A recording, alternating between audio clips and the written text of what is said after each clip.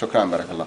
هلا انا هدفي ازالة الشخير. بنعملها قبل النوم، بنحطها وبننام فيها. قبل ما نام بساعة بساعتين، انا بالبيت قبل ما نام بساعة بساعتين بعملها.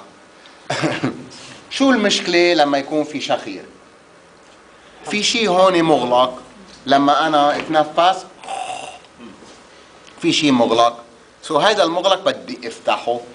شو بعمل؟ كيف الهواء بينزل من الانف ومن التم. بدي امشي كمان نفس الشيء، بحط الراس الرفيع من الاعلى لان الطاقة تدخل من الاعلى للعريض. بنحط واحد، بنحطها على الانف، نبدا من الانف للجهاز التنفسي، ما بدنا الجهاز الهضمي. اثنين من دون ما نعدها، بنحط وحده تبع راسي كله. انا مفكر انه هيدي للشخير، ما بدي جهزهم انا وحطهم بالمكتب، ما بيفيدوني، حطهم لبعدين. خلص هيدي هي. نحمل وحده لاصقه ونحطها. خلينا نجهزهم كلهم سوا، ما بدنا نتيجة مهمة. على بعضهم، الراس على الراس، صف العسكر، ليس صف العسكر بس مثل النمل، اي شيء بتسموه. خلص يلا، مين بشخر؟ انا ما حدا بيقول. يلا باختلفنا، بدي اعطيك اياه، مش انت سالتيني عن الشخير من ساعه على زوجك، ما بدي اعمل لك اياه.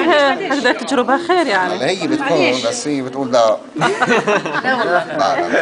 لا فايدة ناخذ للنص، بنحطها على الانف. الانف وين هو؟ الانف هون، جهاز تنفسي، لا جهاز تنفسي فقط. هكذا احبط حتى الامعاء.